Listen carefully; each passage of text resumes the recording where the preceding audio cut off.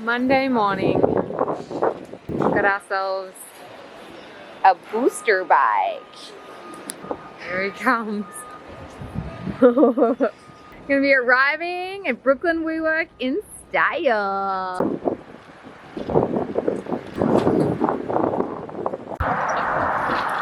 Yeah.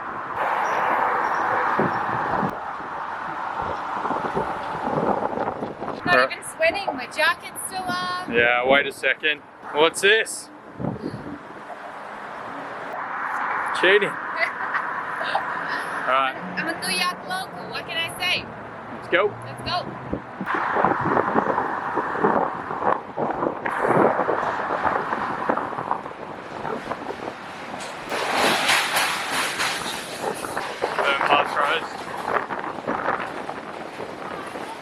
Brooklyn, New York City. Different. Still cool. Trash. Woo.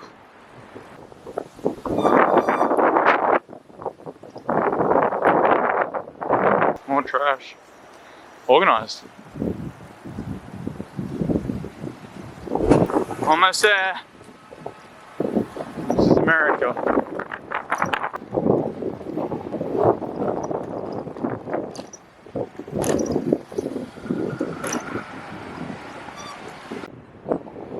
Here it is, best WeWork in New York City. It really is that. Pretty sure it's a whole building too.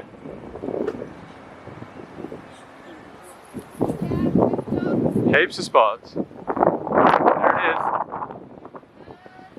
Park it up.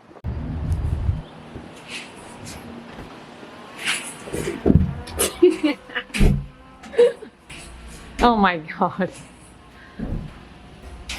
This is Andrew with our stock system. Oh, happy days. Sneeze for this whole thing. Oh yeah, that's fresh. It's nice to work in here on like a gloomy day. Yeah. Just would like to acknowledge that this would be our 4th video. 4? Yeah, No way. it will be. I think this is the 3rd video. No, it'll be our 4th. You probably make it into the 4th. No, Just chop it up a bit more. No, it's our 4th video, so I think you owe me an apology. Just silence. We Sorry. are about 2 months into New York life now. 2 months in. We still don't know whether this is even an interesting like video diary series, but to be honest, it's more for us. I Whatever. think like as we get like info and feedback from people and like what they want to Well, it's see. the 4th episode, so it should be. Well, Mum watched it, so I doubt I it. don't know. On a personal level, we are trying to debate where we go to after New York. So we actually can only be here till the 22nd. We have a 5-year visa, but I don't know. Accountant tells us there's some implications of staying longer. So we're trying to decide where to go next. And we're in a we are in a pretty lucky position in that we can kind of go anywhere. The only thing that kind of stops it is time zones with the rest of the team. So around Australia and the US. Potentially we could go somewhere that overlaps both of those better than what we are now. And then the only other thing for me on kind of the product side is like, how do I get samples? And can I quickly and easily get samples from our overseas team? I think for us, since being in the US, we've made huge progress in like so many areas. And last week I was feeling super demotivated. I just was like even struggling to kind of really kickstart in the day. Andrew and I have been like chatting about having a new website for ages. It's just like a Frankenstein, like just bits and pieces just over time. This is the good thing and the problem with us. Like we actually we enjoy similar things. So I think working on that new website like energized us both because we could just be so in sync with each other. We smashed it out in like 48 hours. Like it's humming like perfectly. And I think that's given me like a full second wind this week. Last week I wrote out a list of things and split them up into 3 categories. So the first category was new things that I need to start that I've been putting off for ages. So all those shitty projects that I know are mandatory, I've got to get done, tax, legal, all the bits and pieces. The other one is keep. So all the projects that I need to keep going with and are crucial to just making sure this business works.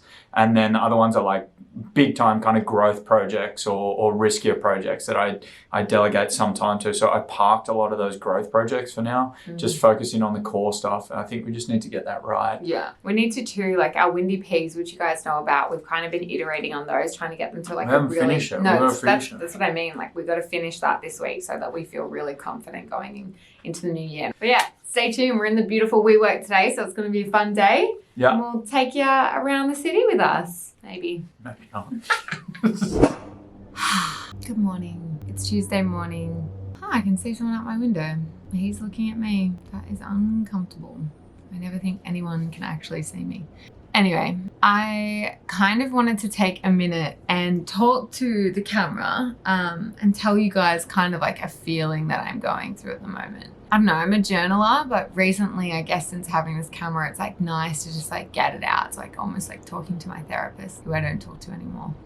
I was explaining to Andrew, I have this like, I feel like I'm running on adrenaline at the moment. I feel this like nervous anxiety about everything that we're doing. And I wake up and I can't tell if I'm like anxious or if I'm excited to start the day. Like it's really blurred between the two. It's putting me in this weird state of not necessarily probably making the best decisions. It just like, I think so many people tell you in business all the time, you know, it's war, it's war, it's war. It's definitely more than just a small business, right? It's not a matter of greed or just be happy with what you got, because you don't know if it's going to be there tomorrow. That's the thing with business. Like people have a short attention span. You have to improve, you have to grow if you want to hang on to what you have.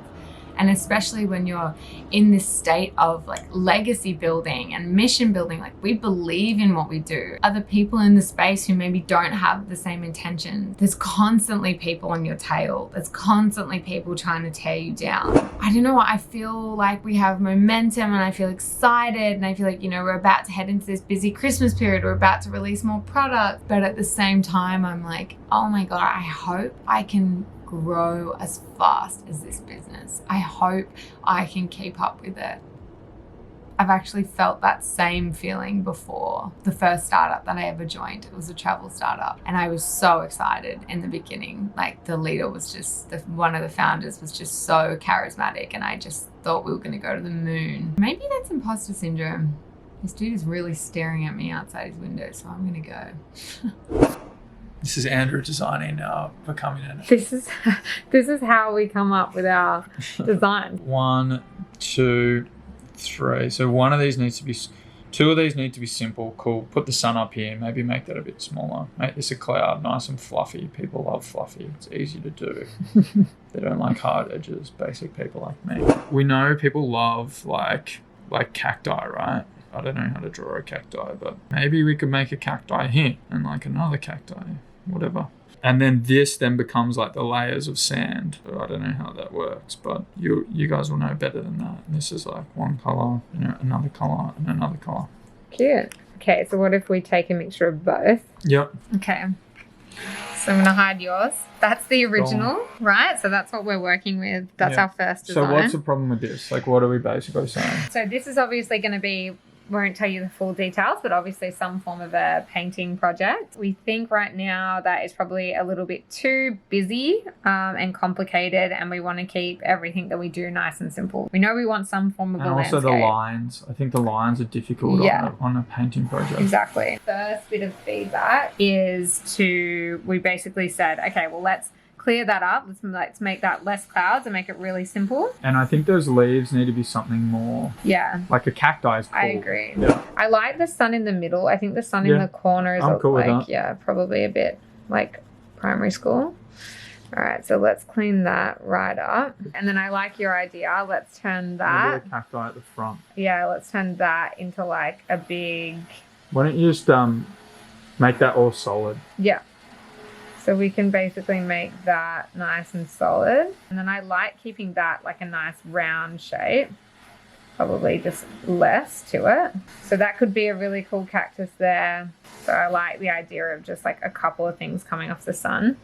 Yeah. And then I think we probably do need to put some stuff back in that kind of background. So like reinstate these behind. So like this part, for example, like if we're doing... Or the shadowing, like the shadowing on the right is a different color. So you would just make these parts lines thick enough so that when they're filling this in, they're not doing the whole blob. Maybe start from a fresh one because you could do it really quick and just do it in black. Nah, I think that's okay. Well, it's enough now for me to go and create like another brief and then figure it out. I think that's good progress. Teamwork makes the dream work. So you'll be painting, y'all. Easy. Postal Service doesn't print their own labels.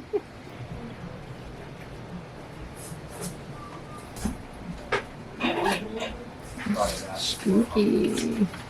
Success? Yeah, pretty big. Success. It's Wednesday. We are trying to send a bloody package to our fulfillment center. Not that easy. Takes 2 people. 2 people, takes 2 people an hour and a half. That's New York though. Most inefficient place. Yeah. Gonna attempt to film inside USPS to show you guys how it is still in the 60s, huh?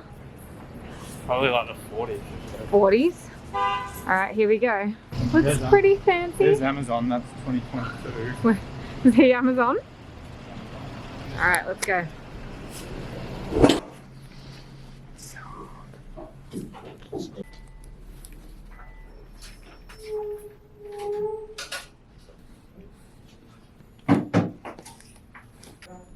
Okay. 40 minutes later. Done.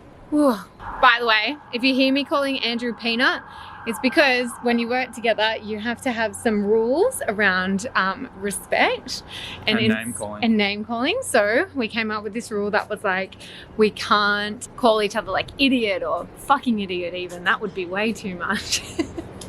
So instead we came up with a rule that like every time you want to like call someone something or each other something, we have to use the word peanut. You're being a peanut.